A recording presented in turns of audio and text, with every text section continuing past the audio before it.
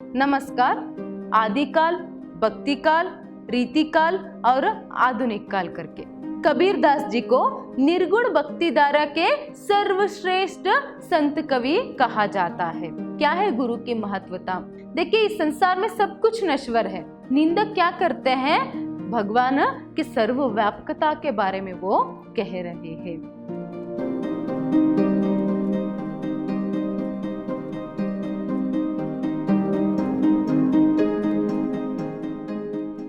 नमस्कार, मैं हूं हर्षिता, विद्याश्रम पीयू कॉलेज में हिंदी लेक्चरर हूं। आज हम प्रथम पीयूसी के पद्य भाग से मध्यकालीन कविताओं में जो पहली कविता है कबीर दास के दोहे, उसको हम देखेंगे। कबीर दास के दोहे देखने से पहले कबीर दास जी का यहाँ पर परिचय हम देखेंगे। कबीर दास जी सभी लोग इस नाम से परिचित ही है। हिंदी साहित्य में संत काव्य धारा में कबीर दास जी का नाम यहाँ पर प्रमुख रूप से लिया जाता है। देखिए, समग्र हिंदी साहित्य की यहाँ पर 4 विभाजन की गई है: आदिकाल, भक्तिकाल, रीतिकाल और आधुनिक काल करके। तो उसमें जो भक्ति काल है, भक्ति काल में यहाँ पर फिर से वहां पर 2 विभाजन है: निर्गुण भक्ति धारा और सगुण भक्ति धारा। कबीर दास जी को निर्गुण भक्ति धारा के सर्वश्रेष्ठ संत कवि कहा जाता है। तो इसलिए कबीर दास जी के बारे में जानने से पहले हम थोड़ा सा यहाँ पर निर्गुण भक्ति धारा क्या है उसके बारे में यहाँ पर जानेंगे। देखिए, निर्गुण भक्ति धारा के जितने भी संत है, जितने भी भक्त कवि है, उन लोगों का मानना है जो भगवान है वह निराकार है, वह निर्गुण है, उसको कोई भी यहाँ पर रूप रंग नहीं होता है। वो अवतारवादिता को नहीं मानते। उनकी दृष्टि में भगवान ज्योति स्वरूप है, परमात्मा है, वह सर्वव्यापी है।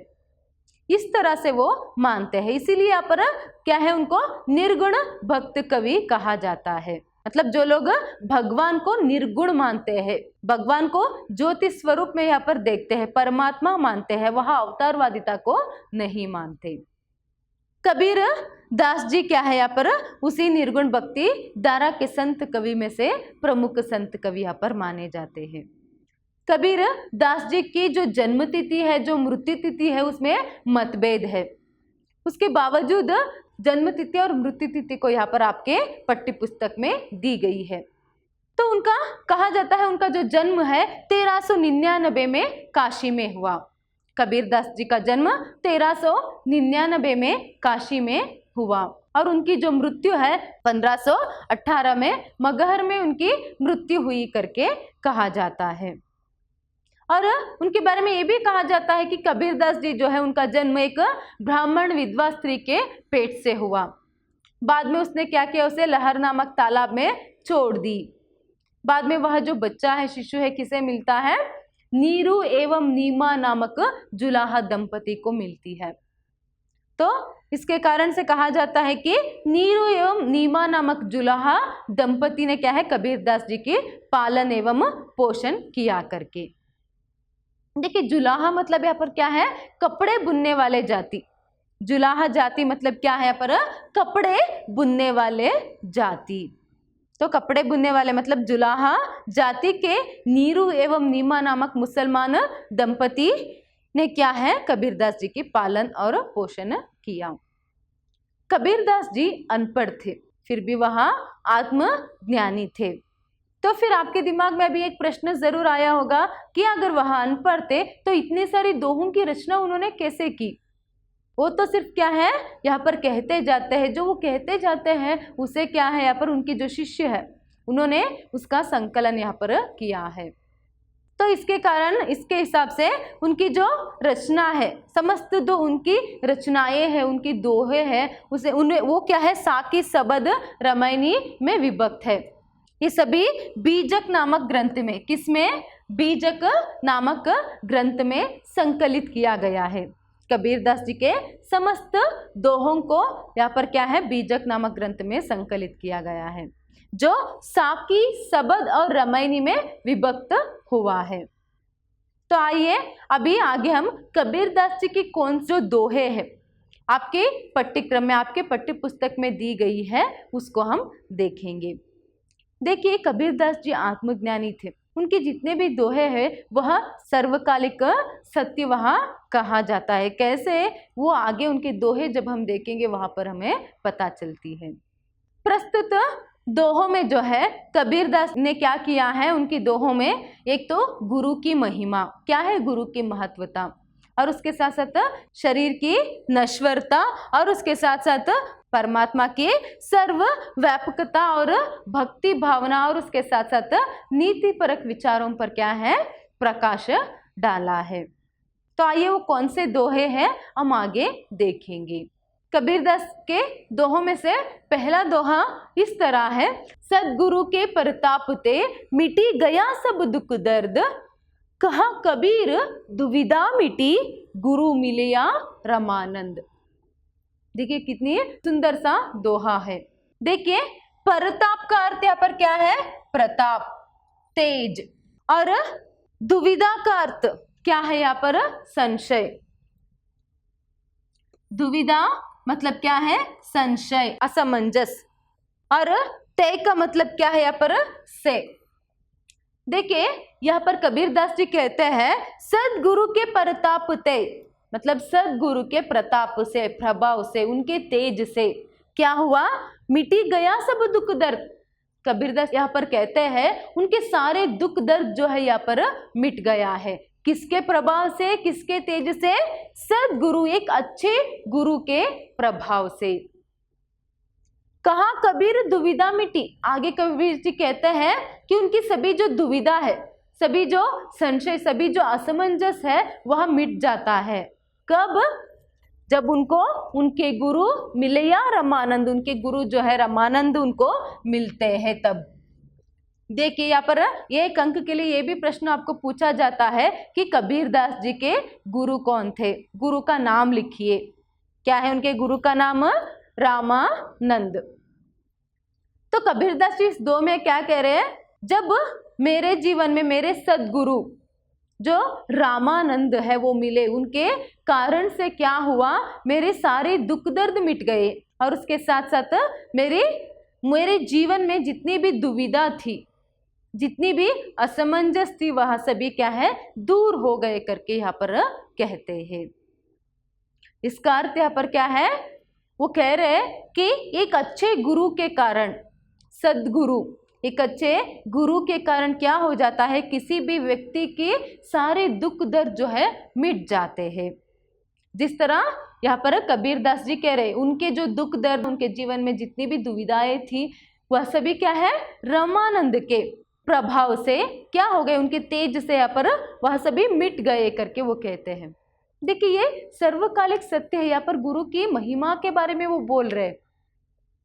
उसके हिसाब से कोई भी, किसी भी व्यक्ति हो, कोई भी हो, अगर उनको एक अच्छे गुरु मिल गए तो उनके तेज से, उनके प्रभाव से क्या है, वह व्यक्ति जो है, उस व्यक्ति के जितने भी दुख दर्द है, दुविधा है, वह सभी मिट सकते हैं करके यहाँ पर कहते हैं। आगे दूसरे दोहे क्या है, आगे हम यहाँ पर देखेंगे। देखिए उनका जो दूसरा दोहा है इस तरह है, गुरु गोविंद दोऊ खड़े काकी लागू पाए, बलिहारी गुरु आपने जिन गोविंद दियो बताए।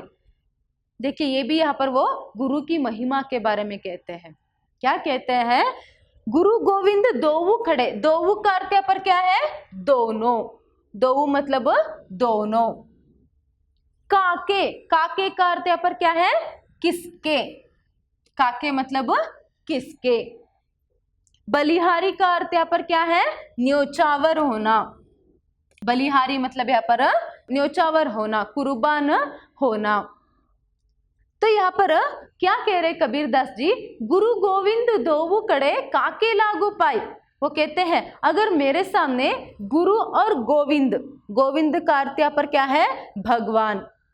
देखिए मैंने पहले ही बता दिया है, यहाँ पर गोविंद मतलब तिरुपति के गोविंदा नहीं, वो तो सिर्फ नाम, यहाँ पर नाम का प्रयोग करते हैं। उनकी दृष्टि में गोविंद का मतलब यहाँ पर भगवान परमात्मा। तो वो कहते हैं अगर मेरे सामने गुरु और गोविंद दोनों आकर खड़े हो जाएंगे तो मैं किसके चरण स्पर्श करूं पहले? काके मतलब क्या है? किसके पांव पड़ूं, किसके चरण पहले मैं स्पर्श करूं? फिर वो कहते हैं बलिहारी गुरु आपने जिन गोविंद दियो बता। इसका अर्थ यहाँ पर क्या है? बलिहारी वो किसके पांव यहाँ पर पढ़ना चाहते हैं? पहले किसके चरण स्पर्श वहां करना चाहते हैं? गुरु के। क्यों? क्योंकि बलिहारी वो अपना सब कुछ किस पर न्योछावर करना चाहते हैं? गुरु पर। वो भगवान से पहले क्या है? अपने गुरु पर सब कुछ न्योछावर करना चाहते हैं। क्यों? क्योंकि बलिहारी गुरु आपने जिन गोविंद दियो बताए। जिन मतलब जहां पर गोविंद है, अगर भगवान से मेरा साक्षात्कार आज हो पाया है, किसके कारण हुआ है? तुम्हारे ही कारण, मतलब गुरु के ही कारण।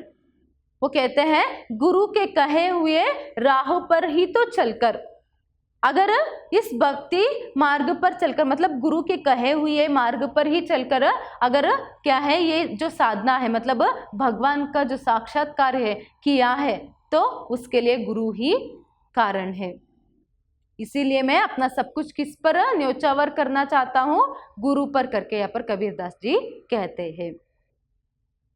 इस दोहे का तात्पर्य इतना ही है, कबीरदास जी कहते हैं अगर मेरे सामने गुरु और गोविंद दोनों आकर खड़े हो जाएंगे तो सबसे पहले मैं गुरु के चरण स्पर्श करूंगा, मैं उन पर सब कुछ न्योछावर करूंगा, उन पर बलिहारी होऊंगा, उन पर सब कुछ न्योछावर करूंगा करके यहाँ पर वो कहते हैं। क्यों? अगर मेरे सामने आज भगवान आए हैं, मतलब भगवान का साक्षात्कार आज मुझे हुआ है, तो वो किसके कारण हुआ है? गुरु के कारण। यहाँ पर क्या कहना चाहते हैं कबीरदास जी? देखिए यहाँ पर गुरु की महत्वता के बारे में वो कहना चाहते हैं। मतलब वो गुरु को भगवान से भी बढ़कर क्या है वो मानते हैं, क्योंकि भगवान का साक्षात्कार हो या फिर संसार में जो भी वह यहाँ पर क्या है साधना करना चाहते हैं, उसके लिए एक अच्छे गुरु का होना बहुत ही जरूरी है। आप कुछ भी साधना करना चाहते हो तो क्या है, एक अच्छे गुरु का होना आपके जीवन में बहुत ही जरूरी है। तो गुरु की महत्वता के बारे में वो यहाँ पर कह रहे हैं। नेक्स्ट, माटी कहे कुमार से तू क्या रोंदे मोय, एक दिन ऐसा होयोगो मैं रोंदूंगी तोय। देखिए यहाँ पर क्या कहते हैं नेक्स्ट दोहे में, वो माटी कहे कुमार से। देखिए माटी मतलब यहाँ पर क्या है? मिट्टी। कुमार मतलब यहाँ पर क्या है? कम्मार, मतलब जो मटका बनाते हैं वो लोग। तो वो कहते हैं माटी कहे कुमार से तू क्या रौंदे मोय। देखिए रौंदे मतलब यहाँ पर क्या है? रौंदना। रौंदना मतलब पैरों तले कुचलना। मोय का मतलब यहाँ पर क्या है? तुझे। और तोय का अर्थ तुझे। तो कबीरदास जी यहाँ पर क्या कह रहे हैं? माटी एक दिन कहता है कुम्हार से, मिट्टी कुम्हार से यहाँ पर कहता है तू मुझे क्या रौंदेगा, तू मुझे क्या कुचलेगा, एक दिन ऐसा आएगा कि मैं तुम्हें कुचलूंगी। देखिए एक कुम्हार का काम क्या रहता है? मटका बनाने के लिए वो क्या करता है? सबसे पहले मिट्टी को क्या है पाँव तले वो बहुत ही अच्छे से कुचलता है।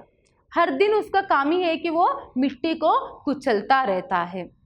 तो हर दिन जो व्यक्ति मिट्टी को कुचलता रहता है, एक ना एक दिन उसे क्या है उसी मिट्टी में मिलना है। एक ना एक दिन क्या है उस कुम्हार को भी क्या है मिट्टी में ही मिलना है। तो क्या कहने की कोशिश वो कह रहे? देखिए माटी कहे कुम्हार से तू क्या रौंदे मैं, तू मुझे क्या रौंदेगा, एक दिन ऐसा होएगा, मतलब एक दिन ऐसा होगा कि मैं तुम्हें रौंदूंगी। यहाँ पर शरीर की नश्वरता के बारे में कबीरदास जी कहना चाहते हैं। मतलब इस संसार हमारे आंखों को जो भी यहाँ पर दिखता है वो सब यहाँ पर क्या है नश्वर है, मतलब कभी ना कभी मिटने वाला है, कभी ना कभी मिटने वाला है। स्पेशली ये जो शरीर है, जिस शरीर पर क्या है हर कोई घमंड करता है, यहाँ पर कहते हैं क्या है शरीर पर घमंड नहीं करना चाहिए, और ना ही रूप रंग पर, और ना ही ऐश्वर्य पर, संपत्ति पर। क्योंकि जिस संपत्ति पर, जिस रूप रंग पर जिस शरीर पर आप यहाँ पर घमंड करते हो, एक ना एक दिन वो सभी क्या है, मिट्टी में ही मिलने वाला है। संपत्ति कब खो सकती है इसका कोई भरोसा नहीं। वही रूप रंग तो क्या है यहाँ पर ज्यादा दिन तक रहता नहीं है। और रही शरीर की बात, वो कब मिट्टी में मिलने वाली है, अगले पल क्या होगा, ये भी क्या है, कोई भरोसा नहीं है। किस बात पर इतना घमंड करते हो करके, इस संसार की नश्वरता के बारे में, स्पेशली शरीर की नश्वरता के बारे में यहाँ पर वो कहते हैं। इसीलिए उन्होंने यहाँ पर कुम्हार का उदाहरण लिया है। जो कुम्हार क्या है, मटका बनाने के लिए यहाँ पर हर दिन मिट्टी को कुचलता रहता है, कभी ना कभी वही कुम्हार क्या करता है, उसी मिट्टी में वहां मिल जाता है। इसीलिए कभी भी अहंकार नहीं करनी चाहिए, घमंड अपने शरीर पर, अपने रूप रंग पर और अपनी संपत्ति पर यहाँ पर घमंड नहीं करनी चाहिए करके कबीरदास जी यहाँ पर कह रहे हैं। नेक्स्ट, निंदक नियरे राखिए आंगन कुटी चबाए, बिन पानी साबुन बिना निर्मल करे सुभाए। देखिए यहाँ पर निंदक नियरे राखी मतलब निंदकों को समीप में, नियर का मतलब यहाँ पर, नियरे मतलब यहाँ पर क्या है, पास में। तो वो क्या कह रहे कबीरदास जी यहाँ पर, निंदकों को हमेशा अपने पास ही रखना है। कितने पास, कैसे, वो आगे कहते हैं आंगन कुटी चबाई, अपने घर के आंगन में कुटी, कुटी का मतलब यहाँ पर क्या है, कुटिया, कुटीर। छबाई का मतलब यहाँ पर बनाकर, छबाई मतलब यहाँ पर क्या है, बनाकर। और सुभाय का मतलब स्वभाव, सुभाय मतलब क्या है, स्वभाव है। तो कबीरदास जी यहाँ पर क्या कह रहे, निंदक नियरे राखिए आंगन कुटी चबाई। वो कहते हैं अपने घर के आंगन में ही, हर किसी को क्या करना है, अपने घर के आंगन में ही एक कुटिया बनाकर निंदकों को उसमें रखना है करके वो कहते हैं। इसका अर्थ यहाँ पर क्या है, निंदकों को क्या है, अपने बहुत ही समीप यहाँ पर रखना है। क्यों ऐसे कह रहे हैं, बिन पानी साबुन बिना निर्मल करे सुभाय। सुभाय मतलब क्या है, स्वभाव। वो क्या करते हैं, बिना पानी के और बिना साबुन के वो आपके स्वभाव को, आपके चरित्र को क्या है, निर्मल करते हैं, शुद्ध करते हैं। कैसे, देखिए कुछ लोग क्या करते हैं, निंदकों से जितना दूर रहे वो रहने की कोशिश वहां पर करते हैं। निंदकों से जितना यहाँ पर दूर रह सकते हैं वो रहने की कोशिश ज्यादातर लोग करते हैं। उसके उल्टे में यहाँ पर कबीरदास जी क्या कह रहे हैं, निंदकों को हमेशा अपने पास रखो। क्यों ऐसे कह रहे हैं, क्योंकि निंदक क्या करते हैं, बिना साबुन पानी के आपके चरित्र को, आपके स्वभाव को बहुत ही शुद्ध करते हैं। इसका अर्थ यहाँ पर क्या है, देखिए निंदकों से डरकर, अगर कोई आपके समीप आपका कोई निंदक रहता है तो उससे डरकर आप लोग क्या करते हो, अगर मैं कोई छोटी सी भी यहाँ पर गलती करूंगा तो वो क्या करेंगे, मेरी निंदा करेंगे। तो उनसे डरकर व्यक्ति हमेशा चौकन्ना रहता है। वो जो भी काम करे सोच समझ कर करने लगता है, विचार विमर्शा करने लगता है। जब एक व्यक्ति सोच समझकर, विचार विमर्शा कर कर किसी भी काम को वह करता है तो क्या होता है, वह अच्छा ही रहता है। तो एटलीस्ट उन निंदकों से डरकर, तो जो आपकी निंदा करते हैं, हर वक्त आपको कोसते रहते हैं, आपकी छोटी मोटी गलतियों पर भी आपको बहुत ज्यादा सुनाते रहते हैं, ऐसे लोगों के पास अगर आप रहोगे तो उनसे डरकर, उनकी निंदा से डरकर आप लोग क्या करेंगे, ज्यादा गलतियां नहीं करेंगे, गलतियां आप लोग नहीं करेंगे। तब क्या हो सकता है, आपकी जो चरित्र है, आपकी जो स्वभाव है वो दिन ब दिन निखरता जाएगा। इस तरह से व्यक्ति के चरित्र स्वभाव को अगर क्या है, स्वच्छ रखना है, शुद्ध रखना है, तो ऐसे जो निंदक है जरूर समीप मतलब पास में रहना ही है करके वो लोगों से कह रहे हैं। वो लोगों से कहते हैं निंदकों से, निंदा से डरने की आवश्यकता नहीं है, बल्कि उनको तो अपने पास ही रखो हर वक्त, क्योंकि उनसे डरकर, उनकी निंदा से डरकर लोग ज्यादा गलती नहीं करेंगे, बल्कि उल्टा तो क्या है, उनके चरित्र में, उनकी स्वभाव में दिन ब दिन निखार आएगी करके यहाँ पर वो कहते हैं। तो यहाँ पर क्या है, निंदकों के बारे में वो कह रहे हैं। नेक्स्ट है कस्तूरी कुंडली बसे मृग ढूंढे बन माही, ऐसे घटी घटी राम है दुनिया देखे नाही। देखिए यहाँ पर कबीरदास जी अपने अगले दोहे में यहाँ पर क्या कह रहे हैं, कस्तूरी कुंडली बसे। देखिए कस्तूरी मतलब यहाँ पर क्या है, एक मृग है, हिरन। कस्तूरी मृग मतलब क्या है, एक हिरन है, एक जाति के मृग के जाति की एक हिरन है कस्तूरी। तो यहाँ पर वो क्या कहते हैं, कस्तूरी कुंडली, कुंडली मतलब यहाँ पर क्या है, नाभि। कुंडली मतलब यहाँ पर क्या है, नाभि है। तो वो कह रहे हैं कस्तूरी कुंडली बसे मृग ढूंढे बन माही। ये जो कस्तूरी मृग है वह क्या करता है, कस्तूरी को अपने कुंडली में ही मतलब अपने नाभि में ही बसाकर, बन मतलब यहाँ पर क्या है, वन, बन मतलब वन।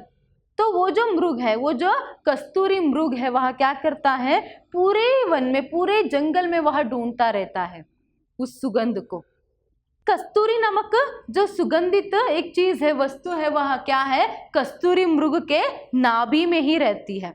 मगर वो मृग क्या करता है, यहाँ पर पूरे जंगल पर ढूंढता रहता है, कहाँ से सुगंध आ रही है, कहाँ से सुगंध आ रही है करके, क्योंकि वो जहां भी जाए वो सुगंध आता ही रहता है। क्यों, क्योंकि वो तो उसी से ही वो सुगंध आ रही है।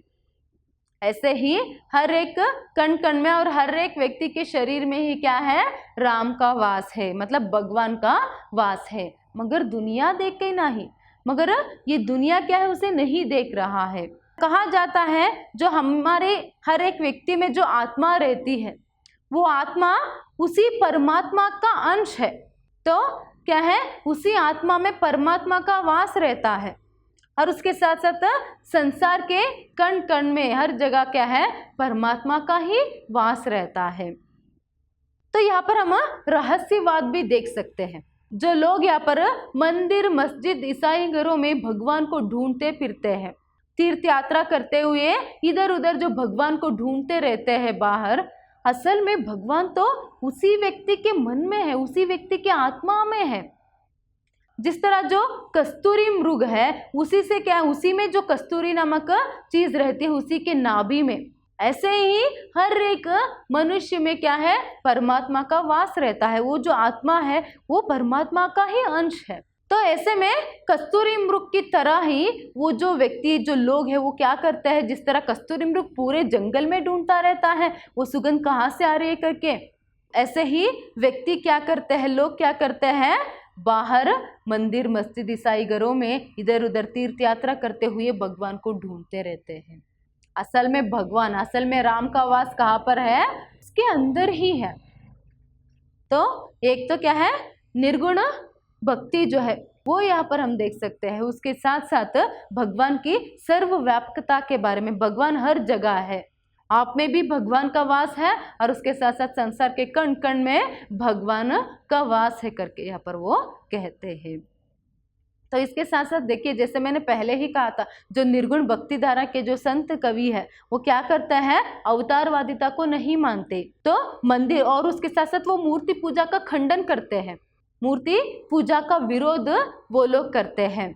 तो बाहर कहीं मूर्तियों में क्यों भगवान को ढूंढते हो, मंदिर मस्जिद में क्यों भगवान को ढूंढते हो, भगवान तो आप ही में है, भगवान तो हर जगह है करके यहाँ पर वो क्या करते हैं, अवतारवादिता, मूर्ति पूजा का विरोध करते हुए भगवान की सर्वव्यापकता के बारे में वो कह रहे हैं, अपनी भक्ति को भी वह प्रकट कर रहे हैं।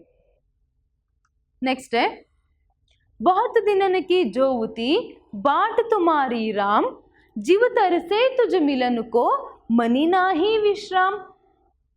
यहाँ पर कबीरदास जी आगे क्या कह रहे हैं, अपनी भक्ति को यहाँ पर वो प्रकट कर रहे हैं, उनकी भक्ति भावना को यहाँ पर हम देख सकते हैं। यहाँ पर कहते हैं बहुत दिनन की जोवती का अर्थ यहाँ पर क्या है, राह देखना, इंतजार करना। जीव तरसे तुझ मिलन को, जीव मतलब क्या है यहाँ पर, प्राण, और कु का अर्थ क्या है, के लिए। यहाँ पर अपनी भक्ति को प्रकट करते हुए कबीरदास जी कह रहे हैं, हे भगवान, बहुत दिनों से मैं तुम्हारा राह देख रहा हूँ, बहुत दिनों से मैं तुम्हारे इंतजार यहाँ पर कर रहा हूँ। जीव तरसे तुझ मिलन को, तुमसे मिलने के लिए, ये जो जीव है, जीव मतलब जो जीव है, मेरा जो जीव है वो तुमसे मिलने के लिए तरस रहा है, तड़प रहा है। और मनी ना ही विश्राम, और मेरे जो मन है, मनी मतलब जो मन है उसको विश्राम ही नहीं है। विश्राम नहीं का अर्थ यहाँ पर क्या है? मन बहुत ही बेचैन है, मैं तड़प रहा हूँ, मन बहुत ही बेचैन है। क्यों बेचैन है, क्यों तड़प रहा हूँ? तुमसे मिलने के लिए। कब तुम्हारा साक्षात्कार होगा, कब तुम्हारा साक्षात्कार होगा करके अपनी भक्ति को जो है यहाँ पर प्रकट कर रहे हैं। इस दोहे में हम क्या देख सकते हैं? कबीर दास जी की भक्ति भावना को हम यहाँ पर देख सकते हैं। हे राम, हे भगवान, बहुत दिनों से मैं तुम्हारा इंतजार कर रहा हूँ, मेरा जीव तड़प रहा है और मन में विश्राम ही नहीं है, मतलब मन बहुत ही बेचैन है, कब तुम्हारा साक्षात्कार होगा करके अपनी भक्ति को यहाँ पर वो प्रकट कर रहे हैं। नेक्स्ट है, जहाँ दया तह धर्म है, जहाँ लोभ तह पाप, जहाँ क्रोध तह काल है, जहाँ चिमा तह आप। देखिए यहाँ पर क्या कह रहे कबीर दास जी? जहाँ दया है तहाँ धर्म। देखिए जहाँ पर दया रहती है तह मतलब वह क्या रहता है? धर्म का वास रहता है। वही जहाँ लोभ रहता है वह क्या होता है? पाप का वास रहता है। जहाँ पर दयालु व्यक्ति रहते हैं, जहाँ पर दया का गुण रहता है, वहां पर धर्म रहता है, धर्म का वास होता है। वही जहाँ पर लोग बहुत ही लोभी होते हैं वहां पर पाप का वास रहता है, क्योंकि लोग जो है लोभ में आकर, उदाहरण के लिए एक छोटा सा अगर उदाहरण देना है तो ये जो चोरी होती है, लोभ में आकर क्या करते हैं लोग? चोरी करते, वो भी पाप है। उसके साथ साथ वही जो लोभ है उसी के कारण जो समाज में आजकल हम देख सकते हैं जो अत्याचार बढ़ रही है, चोरी करना, खून करना, अत्याचार करना, ये सभी क्या है? लोभ के कारण ही तो चल रही है। तो इस तरह जहाँ पर लोगों में लोभ के जो गुण है वहाँ रहती है, वहाँ पर पाप का वास रहता है, पाप तो वहाँ पर होता ही रहता है। और जहाँ क्रोध तहाँ काल। देखिए जहाँ पर क्रोध रहता है, क्रोध मतलब यहाँ पर क्या है? गुस्सा। और काल का अर्थ यहाँ पर क्या है? मृत्यु। काल मतलब यहाँ पर मृत्यु। जहाँ पर क्रोध रहता है, गुस्सा रहता है, वहां पर मृत्यु रहती है। और वही जहाँ क्षमा तहाँ आप। देखिए क्षमा मतलब यहाँ पर क्या है? क्षमा। क्षमा मतलब क्या है? क्षमा है। जहाँ पर क्षमा का गुण रहता है, जो व्यक्ति दयालु होता है, जो व्यक्ति, जिस व्यक्ति में क्षमा करने के जो गुण है रहती है, तो वो वहां पर क्या है? भगवान का वास रहता है करके वो कहते हैं। तो कबीर दास जी यहाँ पर क्या कहते हैं? लोगों को क्या संदेश यहाँ पर वो देते हैं कि लोगों को क्या है? यहाँ पर क्रोधी नहीं बनना चाहिए, ज्यादा गुस्सा उन्हें नहीं करना चाहिए, और ना ही लोगों को लोभी बनना है। क्योंकि एक व्यक्ति जो है लोभ में आकर, गुस्से में आकर वह कुछ भी कर सकता है। एक क्षण काफी है गुस्से में रहे हुए व्यक्ति को किसी का खून करने के लिए, या फिर क्या है वो जो संबंध है गुस्से में वो टूट सकता है। हम देख रहे हैं इस दोहे में अभी जो वो कह रहे हैं, आजकल हम समाज में इसे देख सकते हैं। इसीलिए तो क्या है, कबीर दास जी के जो दोहे हैं वो सर्वकालिक सत्य करके कहते हैं, चाहे उनके समय में हो या फिर आगे भी हो। अगर संसार में ऐसे ही क्या है लोग लोभी बनकर, क्रोधी बनकर क्या है बर्ताव करेंगे, तो वहां पर पाप रहता है, वहां पर मृत्यु का वास होता है, कुछ भी हो सकता है। तो अगर उस पाप से, मृत्यु से अगर दूर रहना है तो क्या करना है? मनुष्य को यहाँ पर लोभी नहीं बनना है और ना ही उसे क्रोधित होना है। एक व्यक्ति है तो उसमें दया का गुण और उसके साथ साथ क्षमा का गुण होना बहुत ही जरूरी है करके वो कहते हैं। अगर आप में दया का गुण है, क्षमा का गुण है, तो आप में भगवान का वास होता है करके कह रहे हैं। तो ये जो आप करके जो संबोधित किया है कबीर दास जी ने, तो उस आप का अर्थ यहाँ पर क्या है? भगवान। इसीलिए वो कहता है जितना हो सकता है जो काम, क्रोध लोभ, मोह, इनसे दूर रहने के लिए वो कहते हैं। इनसे दूर रहकर तो मनुष्य में मानवीयता रहनी चाहिए, मानवीयता रहनी चाहिए, दया क्षमा का गुण, प्रेम का गुण जो है उसमें रहना चाहिए। तभी क्या है, वहां पर धर्म का वास होता है, भगवान का वास होता है करके कबीरदास जी कहते हैं। नेक्स्ट, काल करे सो आज कर, आज करे सो अब, पल में परलय होएगा, बहुरी करेगा कब। देखिए यहाँ पर क्या कह रहे हैं, काल करे सो आज कर, ये जो काल है इसका अर्थ है कल। देखिए इसके पिछले दोहे में जो काल था उस काल का अर्थ यहाँ पर क्या है, मृत्यु है, मगर ये जो काल है इस काल का अर्थ यहाँ पर क्या है, कल। ठीक है, वो क्या कह रहे हैं, काल करे सो आज कर, जो तुम कल करना चाहते हो उसे आज कर, आज करे सो अब, मगर जो आज तुम काम करना चाहते हो उसको अभी करो। क्यों करना है ऐसे, पल में परलय होएगा। देखिए परलय का अर्थ यहाँ पर क्या है, प्रलय। कबीरदास जी यहाँ पर कहते हैं पल में कुछ भी हो सकता है, एक पल में कुछ भी हो सकता है, प्रलय कब होगा किसको पता है। इसीलिए तुम अपने कामों को क्या है, आगे टालते मत जाना करके यहाँ पर वो कह रहे, मतलब समय की महत्वता भी यहाँ पर वो क्या है, समझाते हैं। जो तुम कल करना चाहते हो उसे आज करो, और जो तुम आज करना चाहते हो उसे अभी करो। अगले पल में क्या हो सकता है ये किसी को भी पता नहीं रहता है। प्रलय होने के लिए एक पल काफी है, तो प्रलय होने के बाद, सब कुछ नष्ट होने के बाद बहुरी करेगा कब, मतलब फिर जो तुम काम करना चाहते हो वो फिर कब करोगे। बहुरी मतलब क्या है, फिर वो काम तुम कब करोगे करके यहाँ पर कहते हैं। यहाँ पर वो लोगों को अपने कर्तव्य को समय पर निभाने के लिए कह रहे हैं। उनका जो कर्तव्य है, उनका जो काम है, समय समय पर जितना जल्दी हो सकता है उस काम को वहाँ निपटाने के लिए कहते हैं। क्योंकि अगले पल में क्या हो सकता है, आप कल कल करके काम को टालते जाओगे, कल सुबह आप उठेंगे या फिर कल क्या होगा क्या आप लोगों को पता है, नहीं पता है। तो कबीरदास जी यहाँ पर कहते हैं प्रलय कब होगा, वो किसी भी रूप में हो सकता है, बाढ़ आ सकती है, तूफान उठ सकता है, और उसके साथ साथ अतिवृष्टि, अनावृष्टि, ये सारे प्राकृतिक विकोप के रूप है। तो किसी ना किसी रूप में समझ लीजिए बाढ़ आ गया, या फिर सुनामी आ गई, या फिर तूफान उठ गया, तो कितना यहाँ पर नष्ट हो जाएगा, न जाने कितने लोगों की जान चली जाएगी। तो जो कर्तव्य, जो काम तुम निभाना चाहते हो, करना चाहते हो, तो फिर वो कब करोगे। इसीलिए समय की महत्वता को समझाते हुए काम को ज्यादा आगे कल कल करके टालने के लिए, टालना नहीं चाहिए करके यहाँ पर कबीरदास जी कहते हैं। आगे, दुख में सुमरिन सब करे, सुख में करे न कोई, जो सुख में सुमरिन करे तो दुख काहे होई। देखिए कबीरदास जी इस दोहे में क्या कह रहे हैं, दुख में सुमरिन का अर्थ यहाँ पर क्या है, भगवान का स्मरण करना। दुख में जो है सब लोग भगवान का स्मरण करते हैं, मगर सुख में करे ना कोई, मगर सुख में तो कोई भी नहीं करता है।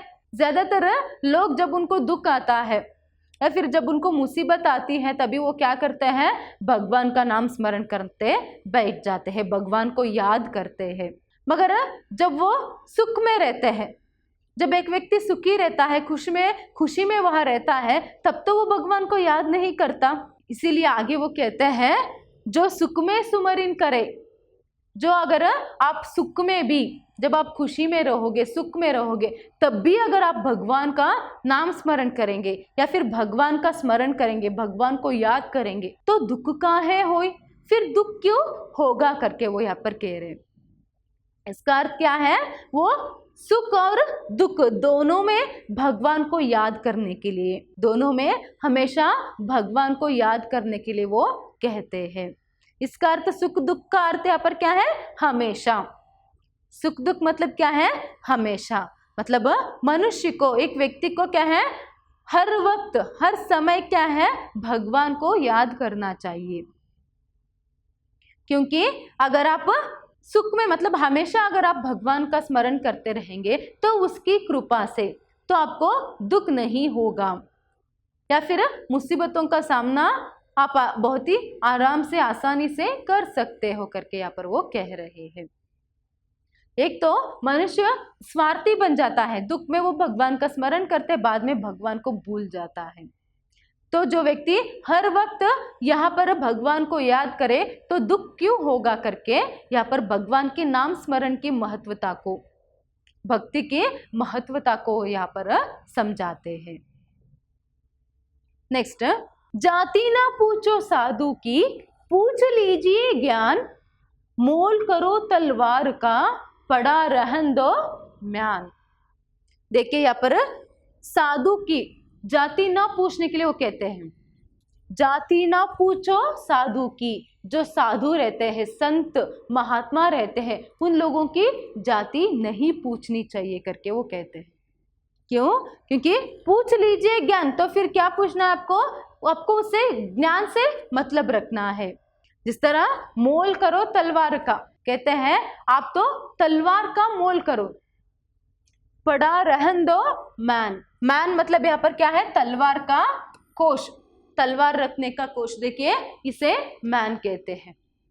ये जो तलवार है इस तलवार को रखने का कोश मैन। तो यहाँ पर कबीरदास जी क्या कहने की कोशिश कर रहे हैं, आप लोगों को क्या है, इस तलवार से मतलब रहना है, ना कि इस मैन से। आप इसकी सुंदरता देखकर, मैन की सुंदरता देखकर अगर आप इसे खरीदेंगे या फिर लेंगे, तो अगर तलवार में धारी ना हो, तलवार में धारी नहीं रहेगा तो वो किस काम का है, वो तो व्यर्थ ही है करके कहते हैं।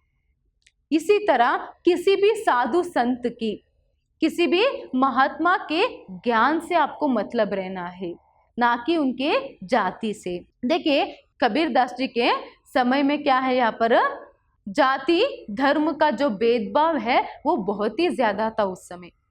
तो उसी का खंडन करते हुए, जाति और धर्म के भेदभाव का ही खंडन यहाँ पर करते हुए क्या है, ये इस दोहे की रचना वो करते हैं।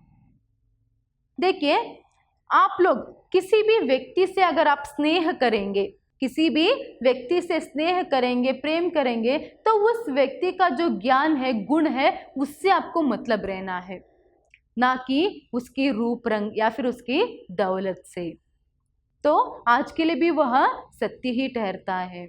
आप लोग किसी से भी, या फिर आपके गुरुजन हो, आपके गुरुजन या फिर कोई भी बड़े जो है, या फिर आपके दोस्ती क्यों ना हो, किसी से भी अगर आप यहाँ पर संबंध रखेंगे तो उस व्यक्ति का जाति, धर्म या फिर उसका रूप रंग या फिर उसके दौलत मतलब उसकी संपत्ति से आपका कोई भी क्या है मतलब नहीं रहना है। अगर एग्जाम्पल किसी व्यक्ति से आप दोस्ती करना चाहते हो तो उसके गुण को, उसके ज्ञान को आपको देखना है, ना कि वो कितना सुंदर या फिर उसके पास कितने पैसे हैं, ये नहीं देखना है।